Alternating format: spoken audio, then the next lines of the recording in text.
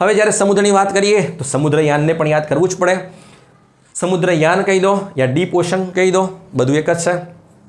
તો શું છે આ સમજીએ. તો ભારતની જે સમુદ્રની શરૂઆત થાય છે, એટલે આપણો જે તટરેખા છે, મતલબ કે આપણો જે દક્ષિણનો ભાગ છે ત્યાંથી સમુદ્ર એટલે કે એક બેઝ લાઇનથી લઈને 200 નોટિકલ માઇલ સુધીનો જે એરિયા છે આપણો છે, મતલબ કે એક્સક્લુઝિવ ઇકોનોમિક ઝોન કહેવાય છે.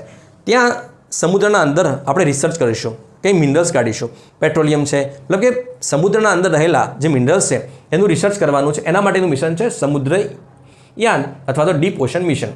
એના અંતર્ગત એક મશીન બનાવવામાં આવ્યું છે અથવા રોબોટ ગણી લો, મત્સ્ય 6000 સમુદ્રના પાણીના અંદર 6000 મીટર જશે અંદર. કેટલું metre?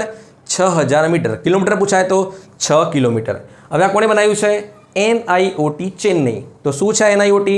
National institute of ocean technology ચેન્નઈએ બનાવેલું છે. હવે આનું